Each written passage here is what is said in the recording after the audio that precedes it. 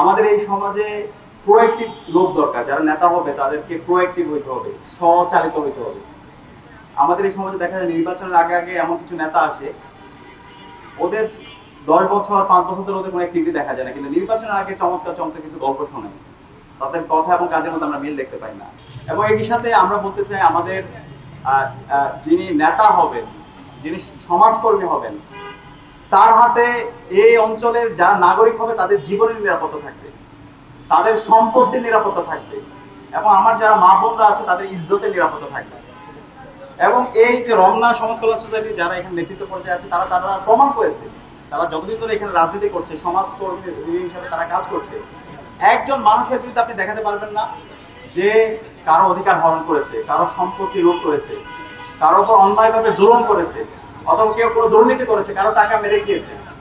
এই ধরনের লিডারশিপ যদি আমরা আমাদের আগামীর যেই আমাদের নগরের পরিকল্পনার জন্য এবং আমাদের আগামীর যে সিটি কর্পোরেশন নির্বাচন হবে সেই নির্বাচনে যদি আব্দুল সাত্তার সম্বন্ধের মতো যদি মানুষদেরকে যদি আমরা নির্বাচিত করতে পারি, আমরা বিশ্বাস করি এই নগরের এবং এই বিশেষ করে স্কাটনের চেহারা পরিবর্তন হয়ে যাবে ইনশাআল্লাহ।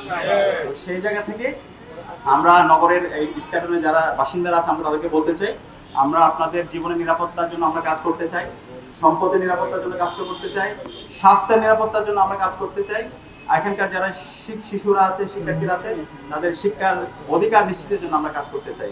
এবং সেটা আমরা কথা এবং কাজের মধ্যে আমরা মিল রেখেছি। যে আমি কথাগুলো বলছি, এখন বলতে পারেন ভাই তুমি তো অনেক বড় বড় কথা বলতেছো, আমি শুধু কথা বলছি না, আমরা কথা এবং কাজের মধ্যে প্রমাণ করেছি। ডাকসুতে আমরা যখন দায়িত্ব নিয়েছিলাম তখন বলেছিল ডাকসুতে আমরা দায়িত্ব নেওয়ার পর আমরা কাজ করতে পারবো না। এইরকম অসংখ্য অসহযোগিতার পরেও মাত্র 7 মাসের মধ্যে আমরা ঢাকা বিশ্ববিদ্যালয়ের শিক্ষার্থীদের কাছে যে কমিটমেন্টগুলো দিয়েছে প্রত্যেকটা কমিটমেন্ট আমরা অ্যাড্রেস করার চেষ্টা করেছি। এবং যেটা বললাম, যেটা হচ্ছে বিশ্ববিদ্যালয়ের প্রশাসনের কাজ ছিল, যেটা সিটি কর্পোরেশনের কাজ ছিল, যেটা রাষ্ট্রের কাজ ছিল, সেটা যখন তারা করছেন তখন আমরা নিজেরা করে দেখাইছি।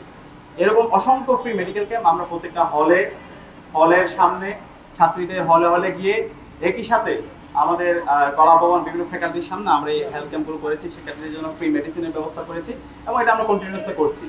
ঢাকা বিশ্ববিদ্যালয়ের যে মেডিকেল সেন্টার, সেই মেডিকেল সেন্টার সেটা প্রতিষ্ঠার করতে কোনো সংস্কার হয় নাই। এবং এটাও আপনারা অবাক হবেন, বাংলাদেশে না সারা বিশ্বে মনে হয় একমাত্র মেডিকেল সেন্টার ছিল যেটার ইমার্জেন্সিটা ছিল 2 তলায়। মানে ইমার্জেন্সি যদি 2 তলায় থাকে তাহলে বাংলাদেশের শিক্ষা মানে বাংলাদেশের স্বাস্থ্যের অবস্থা একটু চিন্তা করেন। একজন রোগী ইমার্জেন্সি 2 তলায়, তাহলে 2 তলা নিতে তো অবস্থা, তার অবস্থা খারাপ হয়ে যাবে, লিফটও নাই। তো আমরা এসে এই মেডিকেল সেন্টার আমল পরিবর্তন করছি, ইমার্জেন্সি নিচে নিয়ে আসা এবং পুরো মেডিকেল সেন্টারের যত ধরনের আধুনিক ফ্যাসিলিটি নিশ্চিত করা যায় এবং শিক্ষার্থীদের জন্য পর্যাপ্ত অ্যাভেলেবল মেডিসিনের ব্যবস্থা রাখা। তো আলহামদুলিল্লাহ আমরা প্রমাণ করেছি, আমরা যে কমিটমেন্ট দিয়েছি সেটা আমরা প্রমাণ করেছি। তো আমরা বিশ্বাস করি সামনে যদি নগরের দায়িত্ব আমাদের হাতে আসে, জনগণ যদি আমাদের উপর আস্থা রাখে, ইনশাআল্লাহ গত 55 বছর জুড়ে এখানকার মানুষের যে বঞ্চনা, এখানকার মানুষের যে তাদের প্রত্যাশা, তাদের স্বপ্নের যে নগর, সেই নগর আমরা বাস্তবায়ন করবো ইনশাআল্লাহ। এবং সেই নগর বাস্তবায়ন করার জন্য এবং নগরের মানুষের অধিকার নিশ্চিত করার জন্য আমাদের এই লড়াই অব্যাহত থাকবে। এই ধরনের ফ্রি মেডিকেল ক্যাম্প আমরা প্রত্যেকটা পাড়ায় পাড়ায় মহল্লায় করব।